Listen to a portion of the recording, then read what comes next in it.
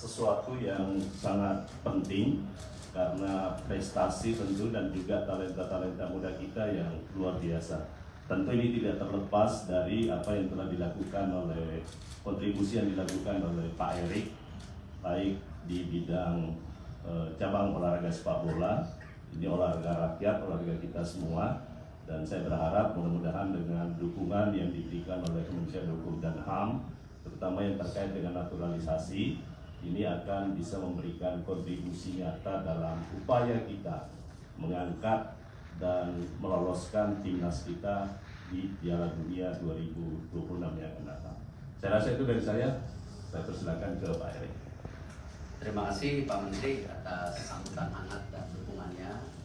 Tadi yang seperti disampaikan oleh Pak Menteri bahwa tentu pemerintahan yang dipimpin Pak Jokowi saat ini dan juga yang sudah disampaikan juga oleh Bapak Presiden terpilih pada sidang kabinet terakhir bahwa semua program yang baik harus dilanjutkan. Dan tentu sesuai dengan tupoksi hari ini, tadi saya melaporkan kepada Pak Menteri bahwa nomor 1 ini luar biasa Indonesia.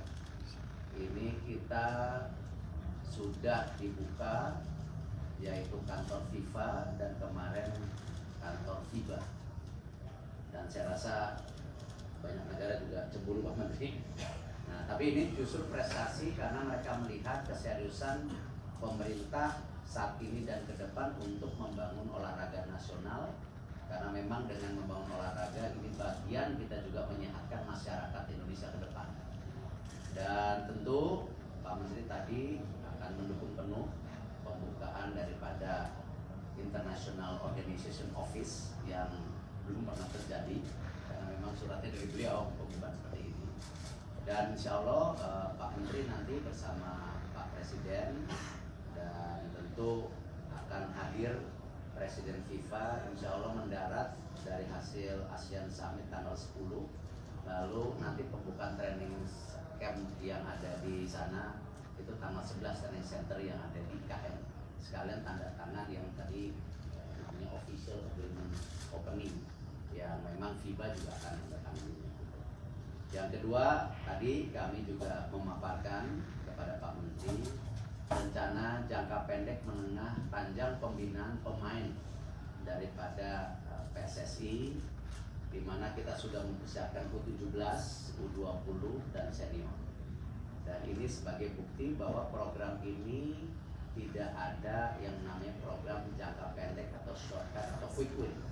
Semua itu harus punya berkesinambungan.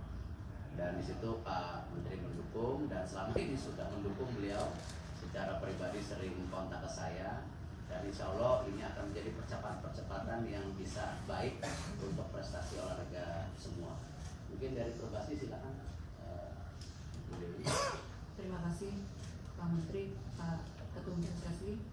Dari Perbasi sebetulnya tadi sudah sudah disampaikan sedikit dengan Pak Ketum PSSI, Pak Erick Thohir, karena sebetulnya juga Pak Erick juga ada di basket juga sebagai salah satu pengurus FIBA dunia. Jadi kita Perbasi sebagai federasi kita lapor sama Pak Menteri hari ini bahwa beberapa hari yang lalu sudah dibuka kantor FIBA Indonesia. Kemudian sama juga dengan PSSI, Perbasi juga kita juga butuh talent, butuh pemain-pemain tinggi, dan kemungkinan ke depan juga kita akan agak ngerepotin Pak Menteri untuk pemain-pemain diaspora kita mendapatkan paspor hijau. Mungkin hanya itu Pak dari kita. Terima kasih. Cukup ya, Pak Menteri. Pak. Good morning, Pak Erik, Pak Suparman, dan Bu Dewi. Thank you so much for setting aside time with us. Farid from Southeast Asia today. From Pak Erik, clear explanation about naturalization process and also the launch of International Sports Organization. But we need your statement in English for our coverage. So can you please tell us regarding your meeting with Pak Menteri and also Bu Dewi in Tunis? So the purpose of meeting today, of course, we want to get full support from the government, especially from Mr. Supratman, which has been a long friend of the sports.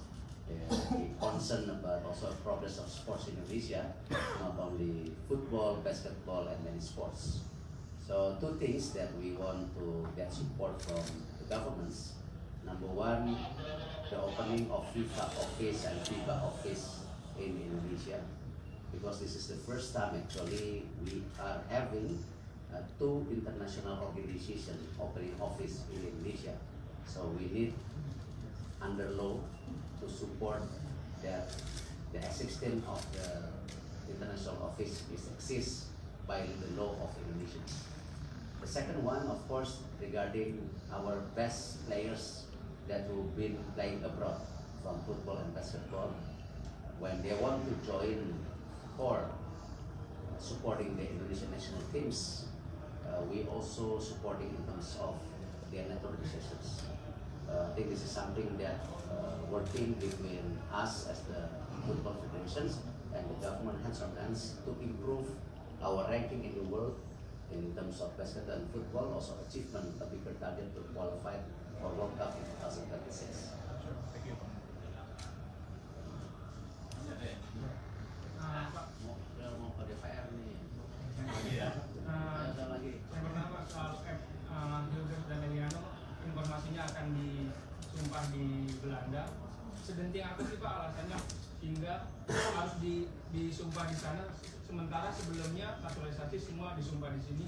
Apakah karena tidak kepercayaan nanti lawan Bahrain, lawan Cina, timnas kita maksudnya Pak? Yang kedua, kemarin pas RGP anggota DPR ada yang bertanya Pak, sampai kapan naturalisasi, mungkin bisa dijelaskan? Ya, saya rasa di era demokrasi perbedaan pendapat itu sebuah yang maklum. Tetapi saya dari PSSI dan saya yakin Pak Menteri, pemerintah, kita harus mempunyai target untuk perbaikan prestasi timnas. Itu yang utama. Cara-caranya pun terhormat. Kenapa? Aturan FIFA menjelaskan setiap negara boleh menaturalisasi semua pemain. Kita bisa lihat tim nasional Belanda sendiri itu banyak keturunan Suriname, ya. Pemain tim nasional Prancis juga banyak dari negara tentu koloninya mereka. Amerika sendiri banyak yang last name-nya Spanyol. Tim nasional Spanyol juga pernah naturalisasi Diego Costa dari Brazil. Tim nasional Italia pernah juga menaturalisasi pemain Argentina. Ya.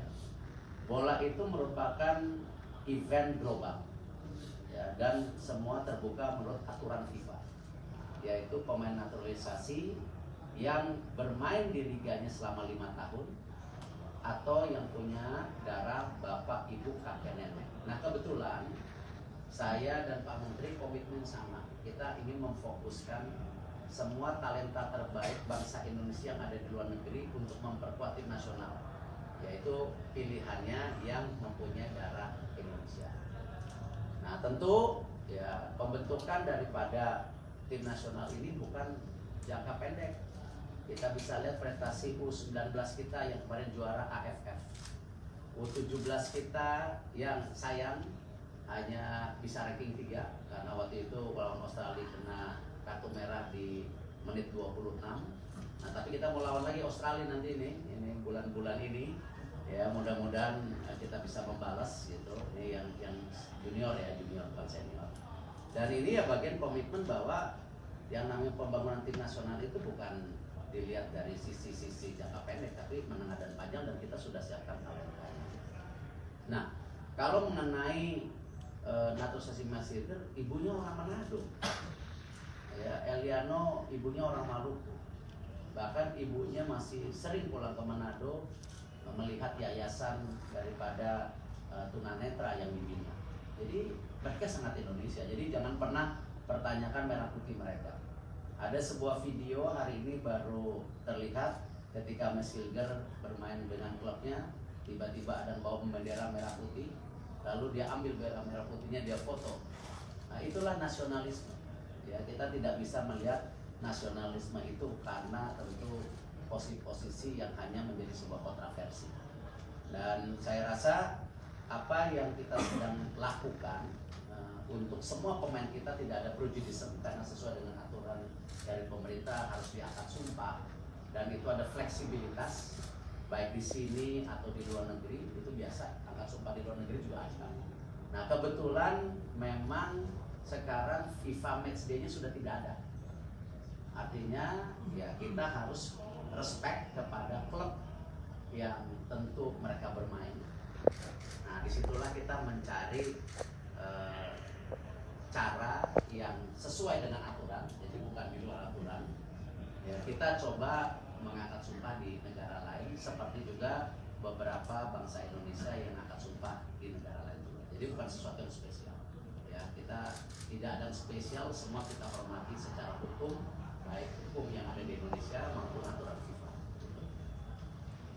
Cukup ya. Makasih ya. Pak,